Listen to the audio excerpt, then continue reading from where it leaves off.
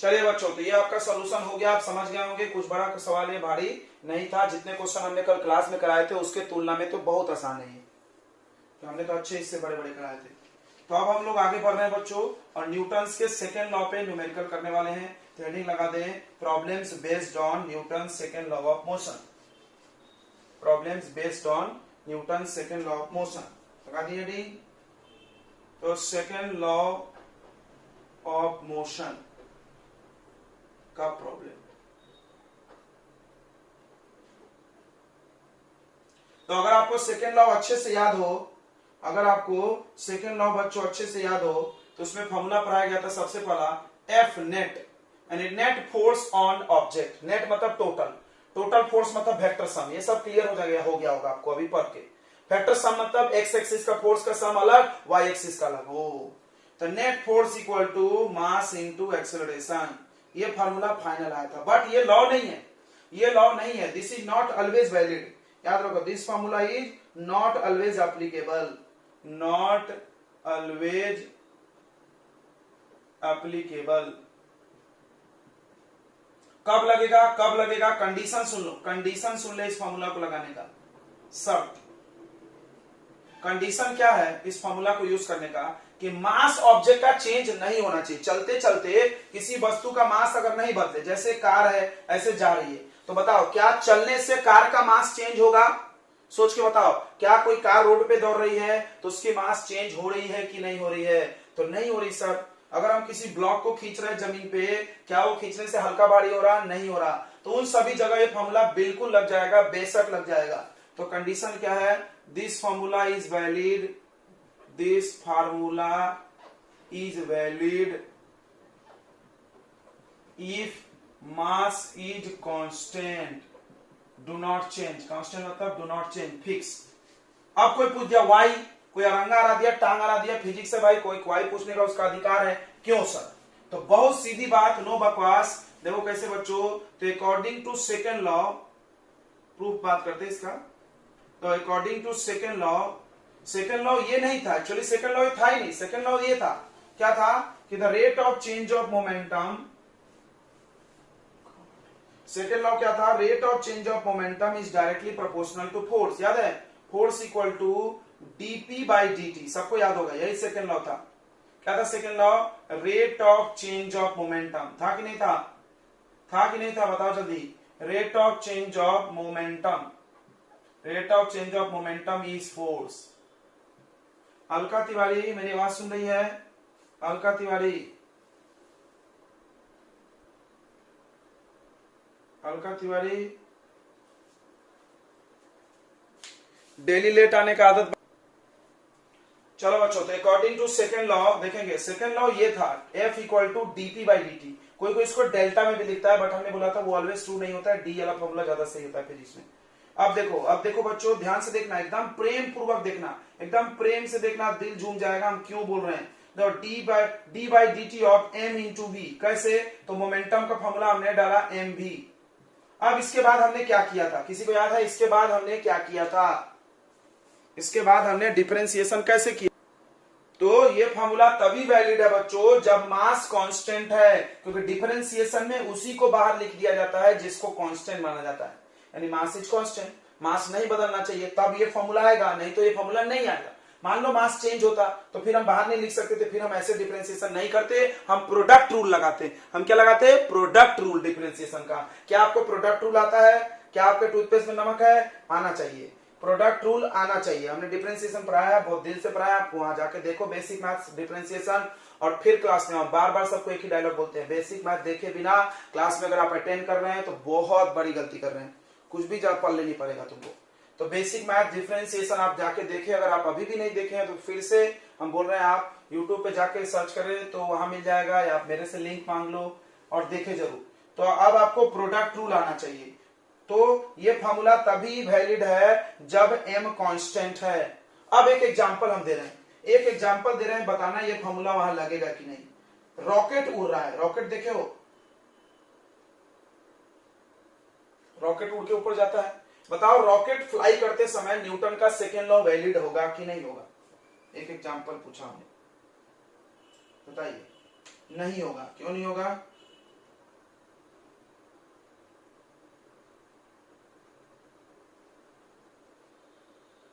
बराबर है, क्योंकि रॉकेट का मास धीरे धीरे कम होता है। ठीक है, तो इसीलिए हमने बोला ये फॉर्मूला हर जगह वैलिड नहीं है।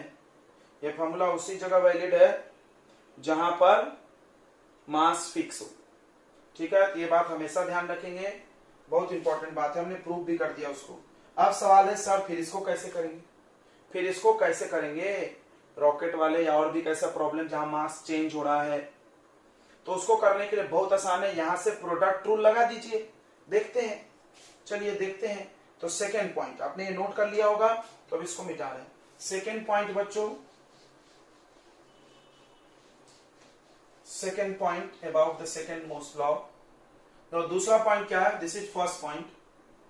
सेकेंड पॉइंट है कि if mass is variable,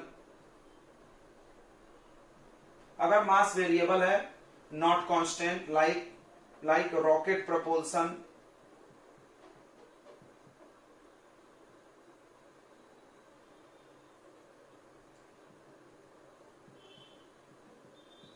rocket propulsion है, रॉकेट उड़ने के कॉन्सेप्ट को बोलते हैं। मास वेरिएबल है, देन क्या यूज करेंगे, देन हम लोग यूज करेंगे बच्चों F net equal to dp by dt, बस यही फॉर्मूला से काम हो जाएगा। कैसे होगा वो भी देख लो। तो फिर से देखेंगे, इसको लिखेंगे हम dp, p के जगह m भी लिखेंगे अपॉन dt।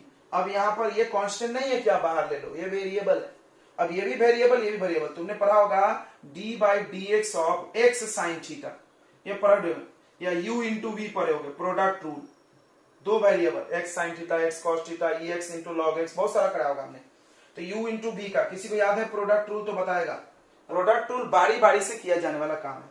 बारी बारी से मतलब u को छोड़ करके dv बाई dx करना है, प्लस अगली बार v को छोड़ करके du बाई dx करना है। हो गया, हो गया। यहां भी वही रूल लगाइए, एम वी है, तो देखो एक बार m को छोड़ दो, dv बाई dt कर लो, प्लस एक बार v को छोड़ दो और dm बाई dt कर लेंगे हम। क्या बात है, इसको चाहो तो तुम f equal to m into A भी लिख सकते हो। देखो v dv बाई dt क्या होता है, एक्सेलरेशन। मार दो गोली, हम लोग इसी फॉर्मूले को याद क्या करेंगे, याद नहीं करना, रटना नहीं है। देखो तुम कैसे किया गया, बहुत आसान काम है, कोई बहुत बड़ा 30 मार्क खाने वाली बात नहीं है। ये फॉर्मूला न्यूटन का सेकंड लॉ है और ये हम प्रोडक्ट रूल से ला लिए, खत्म यार। तो ऐसे करना पड़ेगा। अगर रॉकेट वाले क्वेश्चन आ गए और भी क्वेश्चंस मिले जहां पे मास चेंज हो रही है, तो वहां पर ये कॉन्सेप्ट लगेगा। अगर मास चेंज नहीं हो रहा तो ये लगेगा। चलो 99% क्वेश्चंस यहीं पे आएंगे। देखो ज्यादातर यही यूज होगा, मोस्टली 100 में एक क्वेश्चन ऐसा आएगा जो ऐसा मिल सकता है, 100 में। तो देखते ही समझ में आ जाता है, इसलिए आप इसको बहुत सीरियसली नहीं लेना। अगर थोड़ा कम भी समझ रहा है, कम क्यों समझेगा यार, इजी है ना, क्या भारी क्या है। ये न्यूटन का सेकंड लॉ असली यही है।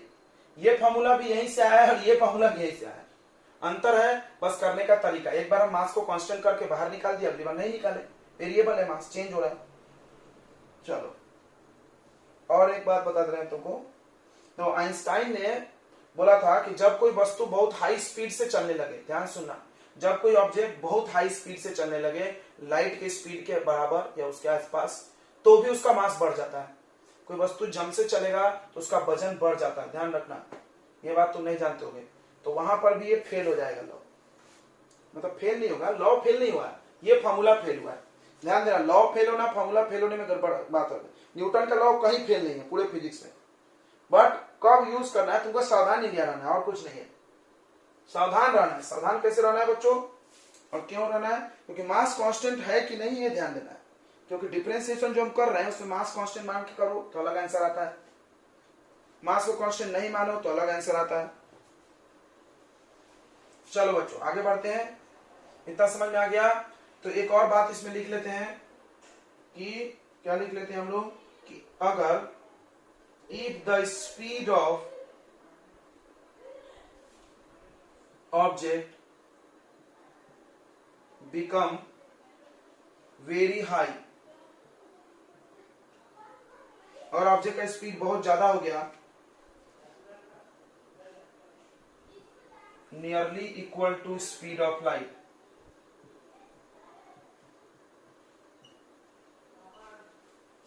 लगभग लाइट के स्पीड के बराबर, लगभग लाइट की स्पीड के बराबर। If the speed of object become very high nearly equal to speed of light then its mass changes, तब भी इसका मास चेंज होगा और ये लॉ फॉर्मूला नहीं लगेगा। ठीक है, याद रखना मास चेंज हो जाएगा। चेंज मतलब बढ़ना घटना भी होता है, तो हम इंक्रीज लिख दे रहे हैं यहाँ पे। एक आइंस्टीन ने फॉर्मूला बताया, देखो m equal to m naught, ये उधर साइड बताते हैं। तो एक फॉर्मूला बताया था आइंस्टीन ने, ध्यान देंगे, m equal to m naught upon under root 1 minus v square upon c square, जहां पर एम नॉट है रेस्ट मास, मतलब जब वो रुका था, और m है एक्चुअल मास, हकीकत में उसका मास अभी कितना है, v है स्पीड ऑफ ऑब्जेक्ट।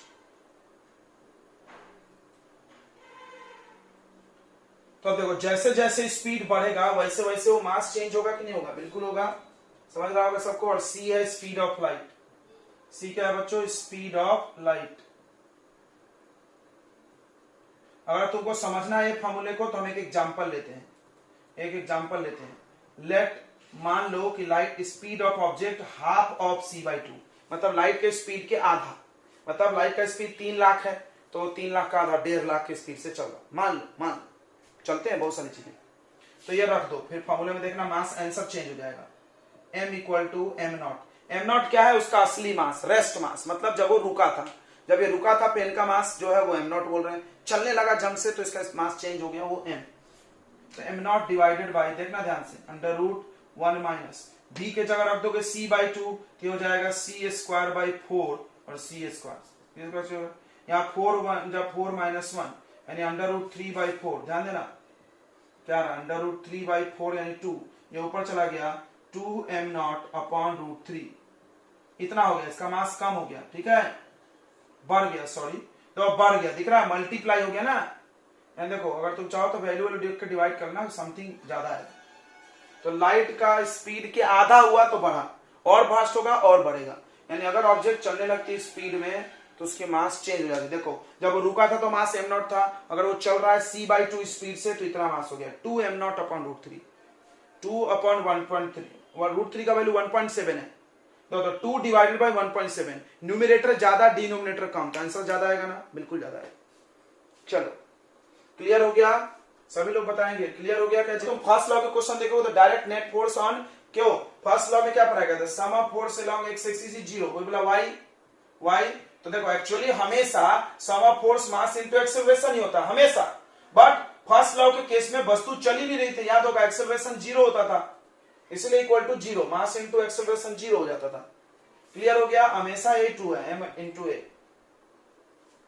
चलो तो एकदम आसान सा क्वेश्चन उठा लेते हैं हम लोग पहले, एकदम सरल क्वेश्चन। तो पहला क्वेश्चन ये रहा तुम्हारे कंप्यूटर स्क्रीन पे, टन टन देखो इधर, यहां पर एक मास है m और यहां पर एक मास है 2m, पुल्ली पे लटका के छोड़ दिए। पुल्ली जो है फ्रिक्शन लेस है, हर क्वेश्चन में हम ऐसा बोलेंगे नहीं, जब तक हम बोले नहीं कि पुल्ली में फ्रिक्शन है और जब तक हम बोले नहीं कि मास है स्ट्रिंग में, तब तक तुम अपने मन से हर क्वेश्चन में ऐसा लिखते रहना, massless string and frictionless pulley. फिर से सुन ले, जब तक हम क्वेश्चन में बोले नहीं, आप ये डायलॉग कॉपी कर लें, हर बार लिखते रहें, नहीं तो हम खुद ही बोलेंगे, massless string and frictionless pulley.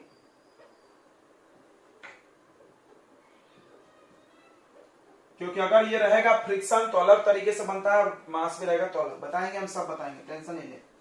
अब सुनो इधर, अब क्या करोगे, अब बताओ ये चलेगा कि नहीं चलेगा। तो पहला कॉमन सेंस कि चलेगा, क्वेश्चन में लिखा नहीं रहता मूर्ख लोग कि चलेगा, तुम अपना दिमाग लगा के सोचो, पुल्ली में तो कोई फ्रिक्शन नहीं है, पुल्ली में कुछ रोकने वाला फोर्स नहीं है, इधर हम ज्यादा वजन लगा इधर कम और लटका दिए, बताओ चलेगा कि नहीं चलेगा, चलेगा कि नहीं चलेगा, सोचो सोचो सोचो सोचो, बताओ चलेगा कि नहीं चलेगा, जल्दी बताओ। इधर 2 किलो इधर 1 किलो, चलेगा कि नहीं, बिल्कुल चलेगा यार, कोई रोकने वाला तो है नहीं इसको। तो ये नीचे आएगी और ये ऊपर जाएगी, ओके। तो अपने मन से इसका एक्सेलरेशन मान लिया जाता है a, कोई बोला क्यों सर? तो जितना ये ऊपर जाएगा उतना ही ये नीचे आएगा, इसीलिए ए। हाँ, अगर कम ज्यादा होता तो अलग अलग मानते। तो इसका ऊपर ए, इसका नीचे ए। चलो अब इस पे क्या क्या फोर्स लग रहा है देखो, पहले इसका देखते हैं। तो इस पे ऊपर एक टेंशन लग रहा है, धागा खींचती है ऊपर, टेंशन अवे, और एक नीचे वेट लग रहा है, बस एक ही तो फोर्स है इस पे। खट से कर लो, बिना एफबीडी का करने की आदत है तो करो तुम, कोई दिक्कत नहीं है। एफबीडी चाहिए तो एफबीडी बनाए, ऊपर टेंशन नीचे mg। एक्सेलरेशन जरूर बनाना, इसका एक्सेलरेशन ऊपर हो रहा। ध्यान से सुनना, ध्यान से सुनना, जिधर वस्तु जा रही है वो फोर्स ज्यादा, बराबर है। तुम इधर भी खींच रहे हो उधर भी खींच रहे हो, लेकिन जा उधर रही है तो भाई इधर का फोर्स ज्यादा है, सीधी बात है। यानी टेंशन ज्यादा है तो माइनस करेंगे तो इसमें से इसको माइनस करना, यानी फॉरवर्ड फोर्स में से बैकवर्ड फोर्स माइनस होता है। हाँ, फॉरवर्ड फोर्स, फॉरवर्ड मतलब जिधर जा रहे हो फॉरवर्ड हुआ, फॉरवर्ड फोर्स में से backward force minus T minus m g, ये निकल गया टोटल फोर्स, नेट फोर्स। तुम लिखे हो ना F net equal to M into A, यही पढ़ाया गया तुमको second law, F net equal to M into. F net कैसे निकलेगा? अगर अपोजिट है तो माइनस, कैसे माइनस? जिधर जा रहे हैं वो बड़ा, जिधर से तो फॉरवर्ड माइनस बैकवर्ड, याद रखो, forward force minus backward force, T minus m g equal to M into a. Zero नहीं चल रहा है, इक्वेशन नंबर 1। अब इसकी बनाते हैं एफबीडी, इसको भी नीचे खींच रहा होगा 2mg और ऊपर टी, धागा एक ही है तो टेंशन सेम। तो देखो अब बताओ किधर आ रही है, किधर जा रही है? नीचे। एफबीडी बनाए करें, अब ये नीचे आ रही है तो किसमें से किसको माइनस करेंगे? जल्दी बोले, किसमें से किसको माइनस करेंगे? एक्सेलरेशन जरूर बनाए, ये छूटेगा तो गलत हो सकता है। किसमें से किसको माइनस करेंगे? किसमें से किसको माइनस करेंगे? Forward force minus backward force. कौन फॉरवर्ड है? अगर आप इधर आ रहे हैं तो आपका फॉरवर्ड क्या है? ये फॉरवर्ड है, फॉरवर्ड मतलब जिधर जा रहे हैं, यानी 2mg minus T equal to, फिर से मास इंटू एक्सेलरेशन कर दिए, मूर्ख लोग, गलत हो जाएगा। मास 2m है तो 2m इंटू ए। अब इस दोनों इक्वेशन को ऐड कर दो, बन गया सवाल। टी टी कट गया, फाइंड क्या था? फाइंड एक्सेलरेशन एंड टेंशन, यही दो चीज पूछेंगे। तो टी टी कट गया, देखो 2mg माइनस mg दिख रहा है, 2mg minus mg equal to, इसको ऐड करो, ma प्लस 2ma 3ma। अब m से m कट गया तो ये g/3, एक्सेलरेशन कितना आ गया? g/3 बन गया, 10/3 कर सकते हो। अब टेंशन, टेंशन देखो, टेंशन कहां रख के निकाला जाए? यहां पर फर्स्ट में, put in first, put in first. तो t equal minus mg equal to m into A के जगह पर g/3, इसको उधर जाके माइनस कर लो या प्लस हो जाएगा, सॉरी, mg/3 प्लस mg। तो ऐसे 3 क्रॉस कर दो, यहाँ पर 3 से मल्टीप्लाई, तो 3mg और mg, 4mg/3। तो टेंशन हो जाएगा बच्चों 4mg/3 आंसर।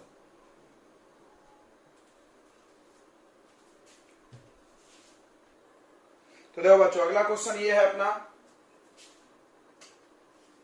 इसको करना है। देखिए यहां पे दो स्ट्रिंग है, एक स्ट्रिंग यहां से यहां तक और एक यहां से यहां तक छोटा सा है, तो दो टेंशन लेना पड़ेगा। सबसे पहले स्मॉल एम को देखते हैं। तो एक फोर्स वेट है, बहुत आसान है, यहाँ पे पुल्ली में दो ही फोर्स है, mg और ऊपर टेंशन, खत्म। अब ये जा किधर रही होगी? ऊपर, ये ध्यान रखना जरूरी है। और ये लोग नीचे आ रहे हैं, तो ऊपर जा रहा, तो ऊपर वाला फोर्स ज्यादा होगा, इसको T1 मान रहे हैं क्योंकि दो धागा है। तो T1 माइनस mg, जिधर जाता है उधर में से दूसरे डायरेक्शन के फोर्स को माइनस करते हैं, forward force minus backward force. तो T1 माइनस, अब बिना फ्री बॉडी डायग्राम काम कर रहे हैं, T1 minus mg equal to m into a, question number 1। अब 2m पे सोचो, T1 पे इधर अवे, टेंशन हमेशा अवे लगता है T1। अब इस पे एक और धागा इधर भी है तो वो भी टेंशन लगा रही होगी, T2 लगा रही होगी ना। थोड़ा इसको बड़ा कर लेते हैं बनाने के लिए अपने आप इजीली। T2 देखो तो, और एक वेट लग रहा होगा, देखो mg, ये भूल गए, 2m इंटू जी, 2m इंटू जी। देखो किचकी छोड़ा तो यहाँ पे फ्री बॉडी डायग्राम बना लो 2m वाले का। ऊपर हो गया T1, नीचे हो गया T2, और नीचे एक और फोर्स हो गया, नीचे एक और फोर्स हो गया, क्या हो गया बच्चों? 2mg। अच्छा एक्सेलरेशन नीचे ही है। चलो तो जिधर जा रहा है वो फोर्स ज्यादा, तो ये प्लस में और ये माइनस में, जिधर जा रहा है वो फोर्स प्लस में। तो 2mg plus T2 minus backward, sum of forward force minus backward, sorry इधर T1 होगा ना, T1 is equal to mass into acceleration. ध्यान देना मास 2m है, 2m इंटू a। दूसरा इक्वेशन, तीसरा इक्वेशन यहां पर देखो, इस पे नीचे वेट लग रहा होगा 3m इंटू जी, और ऊपर बस टेंशन T2, बस दो ही फोर्स जा रही है नीचे, तो जा रही है नीचे, तो ये ज्यादा ये कम, तो ऐसा करेंगे 3mg minus T2, 3mg minus T2 equal to mass into acceleration, sorry mass 3m है, मास 3m है, 3mg minus T2 equal to mass into acceleration. एक नंबर। अब इसको ऐड कर दो, सवाल बन जाता है, ऑटोमेटिक ऐड करने से बन जाता है। कभी कभी 2 से मल्टीप्लाई भी करना पड़ता है, एलिमिनेशन मेथड। तो एलिमिनेशन पढ़ोगे ना, T1 से T1 कट गया, माइनस प्लस ये कट गया, इससे तो 3 2 5 mg में से 1 mg चल गया, 4 mg, देखा 3 और 2 5 में से गया 4, यहाँ पे 3 2 5 और 1 6, 6 mg, सॉरी 6 ma। एक नंबर, m से m कट गया, ये आ गया 4g इक्वल टू एक्सेलरेशन। आया था क्या मौखड़े जी? आपका इतना आंसर आया था? किसका किसका इतना आया था बताओ, किसका किसका? हाँ ओ सिट गलत हो गया, 6 है ना, 4/6 होगा, यानी 2/3। अब ठीक है, अब आया था क्या इतना?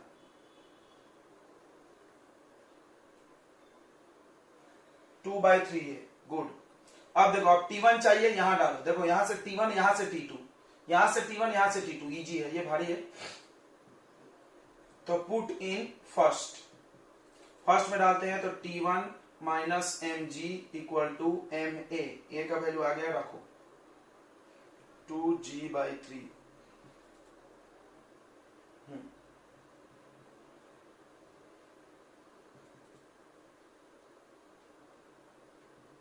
इसको उधर प्लस कर दो, T1 का value 2mg/3 plus mg, LCM ले लो, एलसीएम ले लो, सॉरी, तो 3mg इधर हो गया, 2mg, 5mg अपॉन 3। T2 की बात करते हैं, T2 यहां से निकलेगा,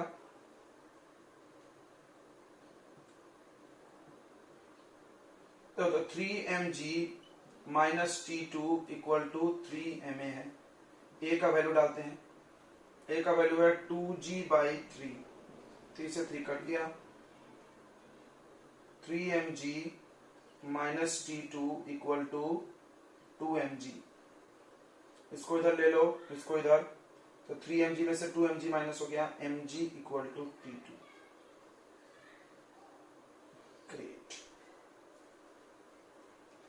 ग्रेट जॉब बच्चों। तो चलिए ये क्वेश्चन हो गया है,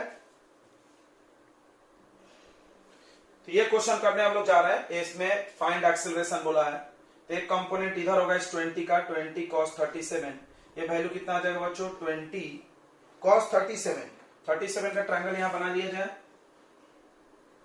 37 का यहां ट्रायंगल बना लिया जाए। 37 में सामने होता है 3, बेस में 4 और यहाँ 5।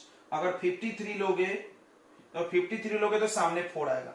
बताओ cos का वैल्यू होता है b/h, 37, 53 का अलग बनाऊं तो कंफ्यूजन होगा नहीं।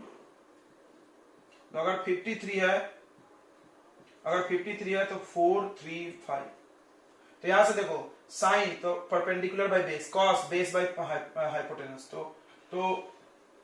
4/5, 20 मल्टीप्लाई,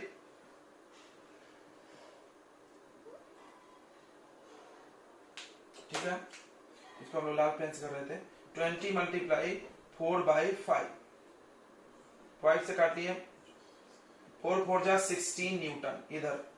अब इसका एक कंपोनेंट ऊपर जाएगा, इधर बिल्कुल जाएगा, बिल्कुल जाएगा, क्या आएगा? सटा तो कॉस, हटा तो साइन, तो 20 साइन 37, यानी 20 इंटू साइन 37, देख लो P by H यानी 3 by 5 that will be cancel करो 5 4 जा 20 4 3 जा 12 न्यूटन। ओके अब देखो ये फोर्स ऐसे में थोड़ा मजा नहीं आता है, पता है, इसको ऐसे ला लो यहाँ पे खींच के, ऐसे भी कर सकते हैं, कोई प्रॉब्लम नहीं है। इसको भी डाले थोड़ा सा, हमको ऐसे भी कर सकते हैं, बट ऐसे में ज्यादा अच्छा लगता है। यानी इस ब्लॉक पे यहां भी एक फोर्स ऐसे लग रहा है, ध्यान दो, make it with black pen. तो यहां एक फोर्स लग रहा है 10 न्यूटन का, और वो ऐसे वर्टिकल से दिख रहा है, वर्टिकल से 53 का एंगल है। चलो इसके दो कंपोनेंट कर लिया जाए, इसके दो कंपोनेंट कर लिया जाए।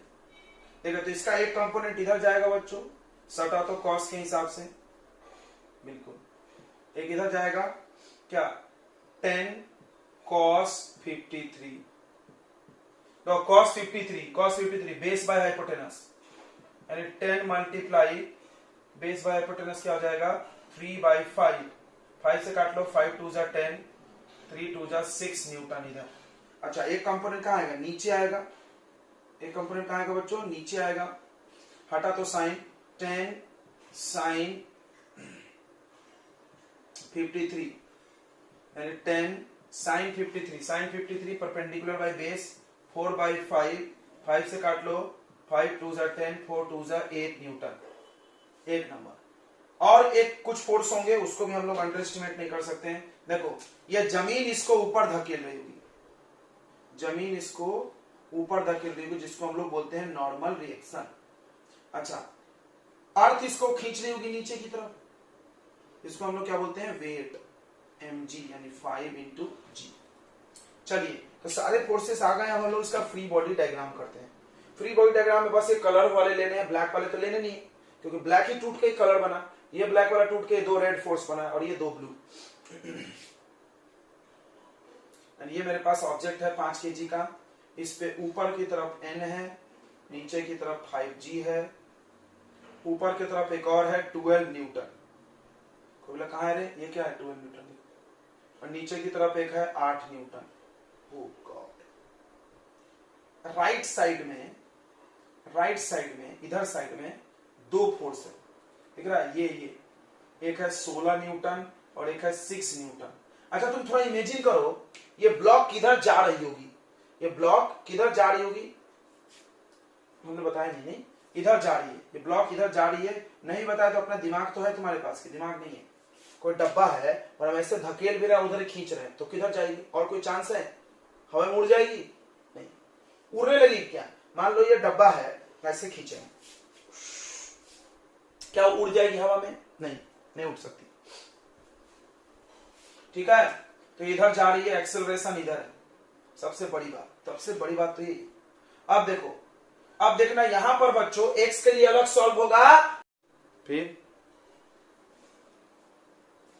ठीक है बच्चों, ये क्वेश्चन समझ में आ गया ना, बहुत सुंदर क्वेश्चन है, तुमको मजा आया होगा। इसमें 2 फोर्स एंगल पे थे, कुछ भारी नहीं है। देखो डोंट मेक, मतलब तुम इस माइंड में इसको सेट मत करना कि भारी है, जिस दिन मैकेनिक्स भारी सेट कर लिया तुमने, उस दिन मैकेनिक्स आना तुमको बंद हो जाएगा, ऑटोमेटिक आएगा नहीं समझ में, चाहे हम चाहे एच सी वर्मा जी खुद प्रकट होके या डीसी पांडे जी खुद प्रकट होके तुमको पढ़ा दे, तो भी नहीं आएगा तुमको समझ में, क्योंकि तुम पहले ही मान चुके हो कि तुमसे होने वाला नहीं है।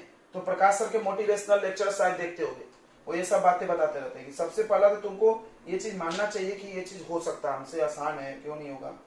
दुनिया में तुम अकेले बच्चे नहीं हो जो ये पढ़ रहे हो, तुमसे पहले करोड़ों बच्चे पढ़ के निकल गए और आगे भी करोड़ों पढ़ेंगे, और उनको सब आता था, तुमको क्यों नहीं आएगा। ऐसा थोड़ी उनके पास 2 मुंडी 4 हाथ 8 आंख, ऐसा थोड़ी था, तुम्हारे जितना सिस्टम उनके पास भी था, तो भारी नहीं है। देखो जिसके 2 कंपोनेंट किए, इसके 2 किए, अब बस करना क्या है, देखो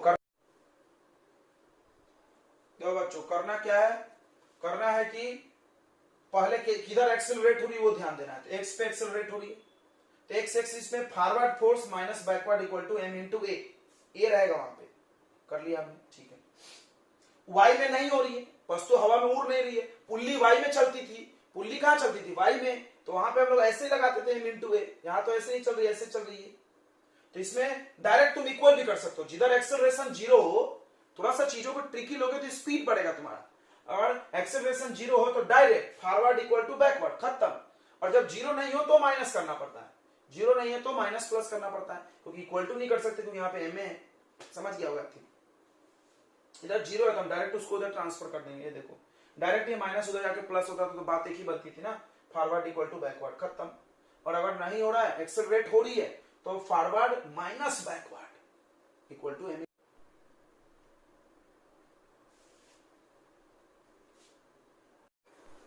चलो बच्चों, मैकेनिक्स में कुछ बच्चों को इस चीज को लेके भी शिकायत आती है कि सर आप पढ़ाते हो वैसा सवाल दो ना।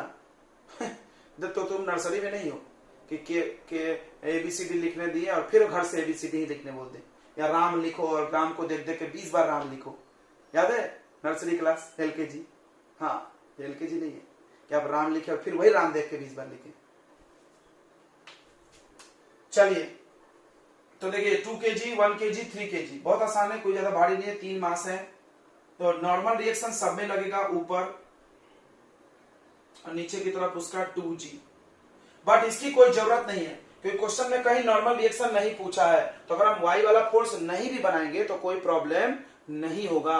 तो बोला क्यों सर, क्यों नहीं बनाएंगे, सारा फोर्स बनाना चाहिए। हाँ, बनाना चाहिए, सही बोल रहे हो तुम, बनाना तो सब चाहिए फ्री बॉडी डायग्राम में, बट जरूरत भी तो देखो, जरूरत भी तो देखो, तुम्हारी जरूरत कितनी है। जरूरत है टेंशन की और जरूरत है एक्सेलरेशन की। ये चल भी ऐसे रहा और टेंशन भी ऐसे लग रहा है एक्स पे, तो जिस एक्सिस पे बात हो रही है उसी को सॉल्व करो ना, बिना मतलब के काय को वाई पे झंझट पालोगे। कर भी लोगे तो कुछ गलत थोड़ी होगा, क्या उखाड़ लोगे तुम करके। तो n equal to 2g direct हो जाएगा। ये बात समझ में आ रही रे, जिधर एक्सेलरेशन नहीं हो उधर का direct forward force equal to backward force. ये तो हो गया, खत्म, n का वैल्यू आ गया, पूछा भी नहीं था। अब बताओ मेरे को एक बात कि इस ब्लॉक पे, इस ब्लॉक पे, इस ब्लॉक पे क्या सभी ब्लॉक पे नॉर्मल रिएक्शन सेम होगा? एक सवाल का जवाब दें, क्या सभी ब्लॉक पे नॉर्मल रिएक्शन सेम होगा? जवाब है नहीं, नॉर्मल रिएक्शन मास पे डिपेंड करता है। यानी इसका मास अलग है तो इसका नॉर्मल रिएक्शन n1 लेना पड़ेगा, इसका नॉर्मल रिएक्शन n2 लेना पड़ेगा और इसका नॉर्मल रिएक्शन n3, भले इसकी जरूरत नहीं है, बट इसकी कोई जरूरत नहीं है। हम चाहे तो नॉर्मल रिएक्शन सॉल्व नहीं भी कर सकते थे, अब कर लो। यहाँ पे n2 इक्वल टू 1g आ जाएगा और n3 इक्वल टू 3g आ जाएगा, खत्म, nn तो निकल गया। समझ रहा है बच्चों कि हम क्यों इसको इसके इक्वल कर रहे हैं? बिकॉज ऑब्जेक्ट y में नहीं चल रही है, x में चल रही है। तो x में करेंगे forward minus backward equal to m into a। जब y में नहीं चल रही तो डायरेक्ट ऊपर वाला फोर्स नीचे की इक्वल, फर्स्ट लॉ जैसा। चल ही नहीं रही तो इक्वल टू 0 होगा, तो माइनस वाला उधर ट्रांसफर हो जाएगा। चलो, तो इसको नहीं भी कर दे तो चल जाता है, इसे कर दिए थे तो काय को मिटा दिया सर। चलो x पे देखते हैं, x पे इधर टेंशन लग रहा बस, और कुछ नहीं, इधर एक्सेलरेट हो रही, सब चीज तो इधर ही एक्सेलरेट हो रही है, सब जुड़ा हुआ है तो सब साथ में चलेगा एक ही स्पीड से। जितना स्पीड से ये भागेगा उतने से ये भी, उतने से भी। अब बताओ ये 6 न्यूटन किस पे लग रहा है? 3 पे, 1 पे, 2 पे कि सब पे? बताओ जल्दी से, मेरे सवाल का तुम जल्दी जवाब दिया करो, बिकॉज रिकॉर्डिंग होता है तो हम रुकते नहीं है ऐ करने के लिए, फिर वो रिकॉर्डिंग वीडियो में आ जाता है ऐ कर रहे हैं बीच में। गलत, मूर्ख लोग ऐसे ही सोचते हैं। ये 6 न्यूटन सिर्फ 3 kg पे लग रहा है, फ्री बॉडी डायग्राम में यही पढ़ाया गया, जो फोर्स डायरेक्ट लग रहा हो उसकी बात की जाती है, ठीक है। ऐसा आप अपना जो फिजिक्स घर पे सोचते हो उसको घर पे रख के आ जाओ। ये 6 kg सब पे नहीं लग रहा है, ये सिर्फ इस पे लग रहा है, इस पे इसका टेंशन लग रहा है, इस पे इसका टेंशन लग रहा है, खुद ही नहीं बताया फिर भी। तो अब देखो ये 2 kg पे बस इधर टेंशन लग रहा है और कुछ नहीं। टेंशन को T1 लेंगे क्योंकि धागा 2 है, तो देखो T1 इक्वल टू बस एक ही फोर्स है इधर की तरफ, तो force equal to mass into acceleration यानी 2 इंटू ए, इक्वेशन 1 kg पे देखो इधर T1 इधर T2। क्या आपको T1 T2 क्लियर हो रहा है ना कि कब हम T1 T2 ले रहे हैं, किधर ले रहे हैं? और छोटा सा भी कुछ भी डाउट है तो आप जरूर पूछो, नहीं तो तुमको मैकेनिक्स सरदर्द बन जाएगा। आज जो घाव है कल वो नासूर हो जाएगा, हम पहले तुमको बता दे रहे हैं। अगर तुम यहाँ मैकेनिक्स नहीं समझे, देख लो तुम फिजिक्स के कितने चैप्टर जाने वाले तुम्हारे हाथ से। देखो मैकेनिक्स में तुम्हारा न्यूटन लॉ ऑफ मोशन गया, कोई प्रॉब्लम नहीं है। बच्चा सोच रहा है एक चैप्टर गया, अरे भाई वेट करो, हम बता रहे हैं, चैप्टर का नाम सुन लो। इसका ग्रेविटेशन गया, वर्क पावर एनर्जी गया समझा। और उसके बाद फिजिक्स के और सेकेंड पार्ट में 2-3 चैप्टर है वो सब गए, यानी कुल मिला के तुम्हारे 11th के 7 फिजिक्स के चैप्टर नहीं समझेंगे जब तक तुमको प्री बॉडी डायग्राम या न्यूटन्स लॉ के क्वेश्चंस नहीं आएंगे। और यही खत्म नहीं होती है कहानी, ये कहानी 12वीं में भी, बाहुबली पार्ट 2 में भी रिलीज होगा। मतलब ये सारा कॉन्सेप्ट 12वीं में भी जाने वाला है, शायद हम ये बार बार बोलते हैं। तो वहां के भी क्वेश्चन तुमसे नहीं बनेंगे, अच्छे क्वेश्चन, एकदम आसान क्वेश्चन तो बन ही जाएंगे, अच्छे क्वेश्चन नहीं बनेंगे, ठीक है। इसलिए इसको इतना लिटरल नहीं ले, याद रखें हम इस कष्ट के भुक्तभोगी हैं, तो हमको पता है कि क्या प्रॉब्लम होता है मैकेनिक्स। हम भी जब 12वीं पढ़ते तो मेरे को मैकेनिक्स उतना अच्छा जमता नहीं था। जब हम इंजीनियरिंग किए तो वहां पे मेरे को मैकेनिक्स पढ़ाता था, मेरा एक मास्टर था, बहुत अच्छा था, मदिया रंगन नाम था उसका, तमिलनाडु कहीं का, बहुत अच्छा पढ़ाया मेरे को। मैकेनिक्स में 99 नंबर है इंजीनियरिंग, सोचो 100 में एक कम, बस वो भी एक नंबर ऐसे काटा गया था, सर बोल रहे थे ऐसे काट लिया हमने, मेरी मर्जी, 100 नहीं देना है मेरे को तुमको, तो सोचो कितनी अच्छी होगी। इसलिए बोल रहे मैकेनिक्स अगर समझ में आ गया तो सीधे 100 है, नहीं आया तो सीधे 0 है, बीच का कुछ ऑप्शन नहीं होता इधर, क्योंकि नहीं आएगा तो तुमको कुछ नहीं आएगा, तुमको पल्ले ही नहीं पड़ेगा, तुम ये 6 न्यूटन सब पे लगा दोगे, तुम ज्यादा समझदार हो। तो ये ज्यादा समझदार लोग ऐसा करते, कम समझदार नहीं। मैकेनिक्स में गलती किससे होती पता है, ज्यादा समझदार लोगों से, या तो 0 या तो हीरो, दो ही गलती करते हैं, बीच वाले बच्चे करते नहीं, बीच वाले सही कर लेते।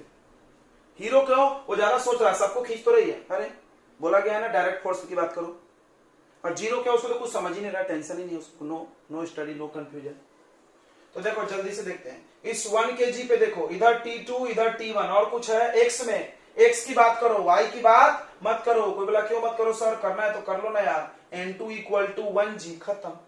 अगर y की बात करना है तो N2 = 1g, निकल गया नॉर्मल रिएक्शन, कोई टेंशन नहीं है। लेकिन हमारे को तो पूछा नहीं ना, हमको टेंशन पूछा यार और एक्सेलरेशन। तो चलो इधर, तो जा किधर रही, इधर जा रही है, यानी T2 ज्यादा होगा T1 कम, यानी T2 - T1। नेट फोर्स कैसे निकलता, forward force minus backward force equal to m × a, इसका m कितना है 1 × a। चलो तीसरा देखते हैं, ये इधर जा रही है, यहाँ पे एक ही टेंशन है, इधर T2। टेंशन इसको कभी मत लेना, टेंशन का मुंह कभी भी ब्लॉक के तरफ नहीं होता है, ये डब्बे की तरफ कभी टेंशन नहीं होता, उससे दूर जाता है, ध्यान रखना। अब ये धागा नहीं, ये 6 न्यूटन दिखाया हुआ है, तो एक इधर 6 इधर T2, तो इधर जा रहा है यानी 6 ज्यादा होगा, इधर जा रहा है यानी ज्यादा कौन होगा, 6 - T2, m × a यानी 3a।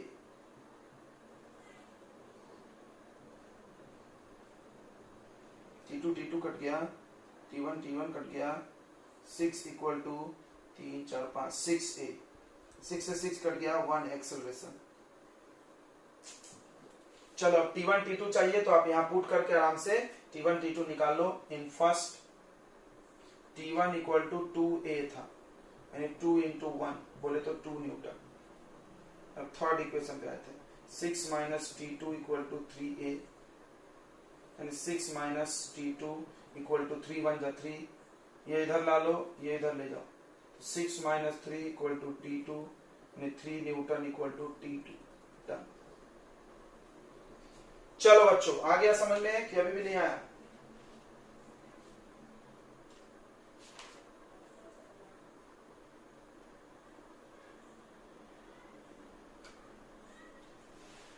चलिए नेक्स्ट क्वेश्चन है आपके लिए। क्वेश्चन नंबर कौन सा चल रहा है बच्चों, आई थिंक 5वां था ये, 6 नंबर क्वेश्चन है।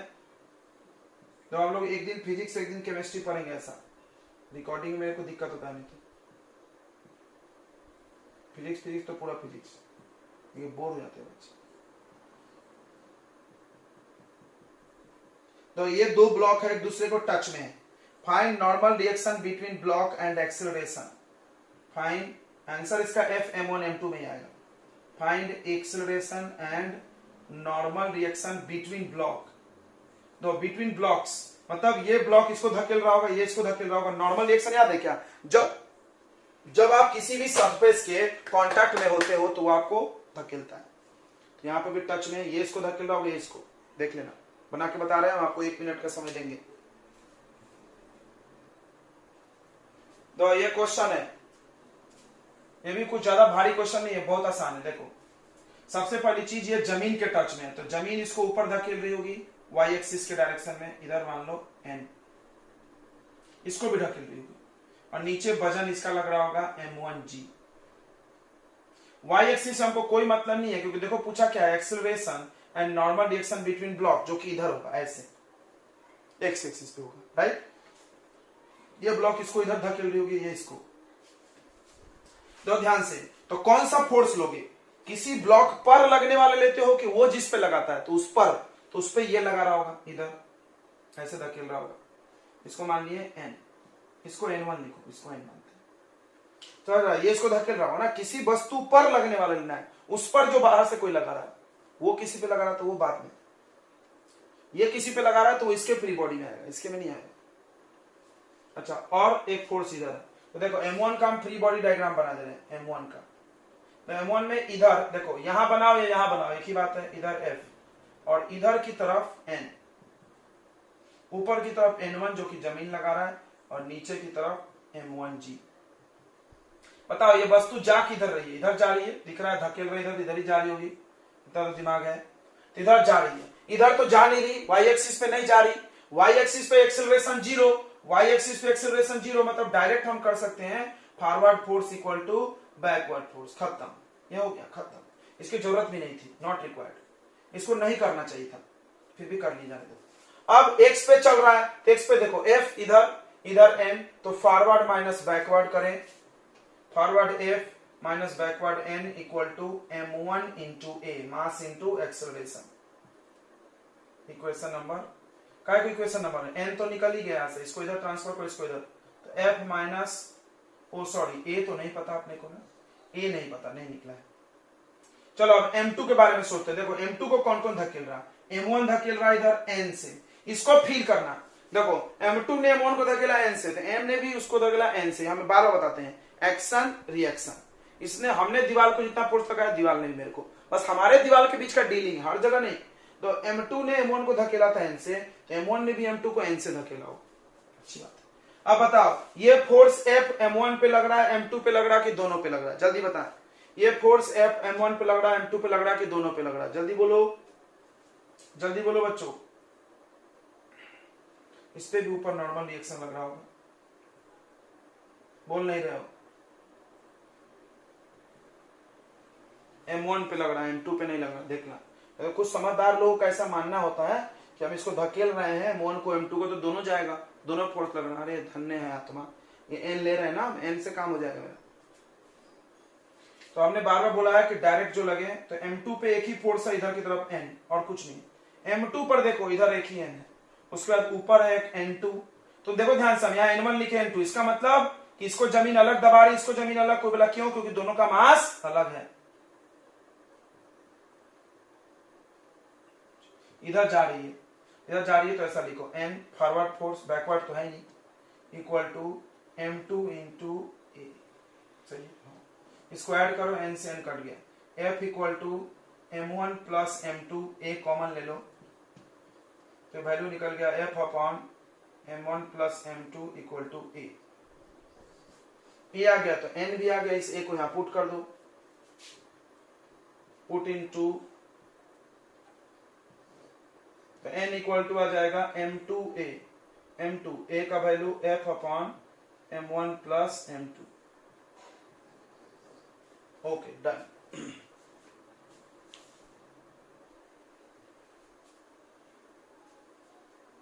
ये समझ में आया कि 2 kg पर 18 न्यूटन इधर से लग रहा है इधर, और 3 वाला 2 को दबा रहा होगा, 3 वाला 2 को दबा रहा होगा, पता चला n1, ऊपर नीचे का तो कोई जरूरत ही नहीं समझने की, तो forward minus backward equal to 2a, तो ये 3 kg को दोनों तरफ से दबा रहे होंगे ना, थोड़ा सा दिमाग से सोचो, फिजिक्स सोच पे आधारित होता है, फिजिक्स में हर चीज दिखता नहीं है, इसको ये इधर से धकेल रही होगी और ये भी धकेल रहा होगा, उस पर लगने वाला, उस पे जितने फोर्स लगते हैं, तो ये इधर से धकेल रहा है, देखो ये ग्रीन से बना n1, और ये इधर से धकेल रहा है, तो n2, इधर n2 और इधर n1, ऊपर नीचे तो n डबल डैश mg, क्योंकि ग्राउंड के नॉर्मल रिएक्शन की बात ही नहीं की, इसलिए हम फॉर्मेलिटी के लिए बना रहे हैं, forward minus backward equal to ma। Fourth वाले को देखो, फोर्थ में इधर से दबा रहा होगा, ये दोनों मिलकर धकेल रहे होंगे, n1 नहीं सॉरी n2, n2 क्यों, क्योंकि इन दोनों के बीच n2 लेना है, इन दोनों के बीच n1 लेना है, force always exist in pair, इस दोनों पेयर में n1 लेंगे, चाहे ये इसको दबाए चाहे ये इसको दबाए, भले डायरेक्शन अलग होगा, तो इन दोनों के बीच में n2 लेंगे, तो 4 वाले ने 3 को n2 से दबाया, तो 3 वाले ने भी 4 को देखो ये ब्लू पेन से बनाया n2, तो force equal to mass into acceleration. फिर सॉल्व करना तो सबको पता है, ऐड कर दो, कट जाता है, सब बन गया। फिर इंटू निकालिए, ठीक है, आ गया। देखो तो छठी का दूध याद दिला देंगे। तो पहला क्वेश्चन,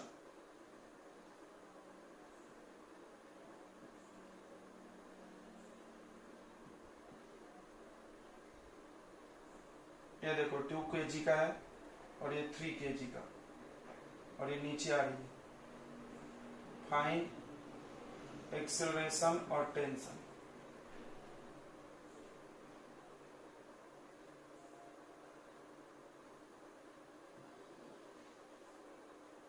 तीसरा,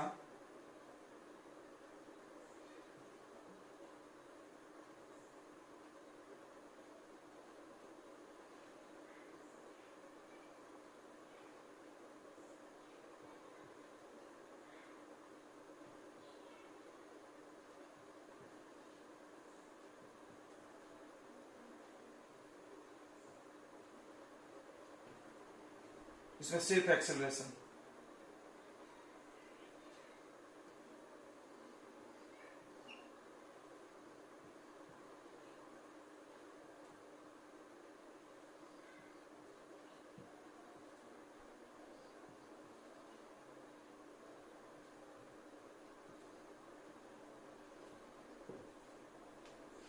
find acceleration. Find a and n between blocks. Blocks मतलब इन दोनों और इन दोनों के बीच।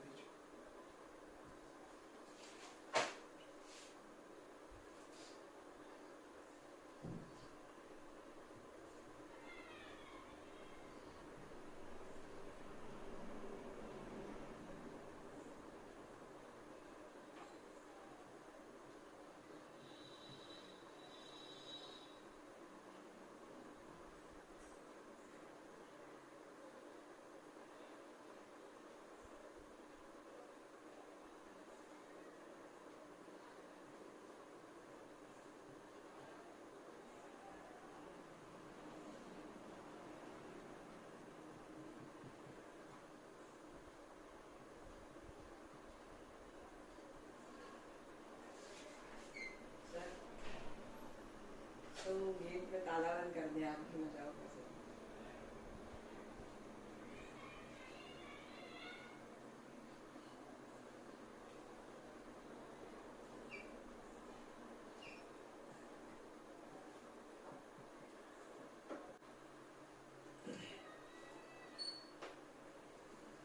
और कोई क्वेश्चन बच रहा है क्या बच्चों? मेरे को याद दिला दो थोड़ा।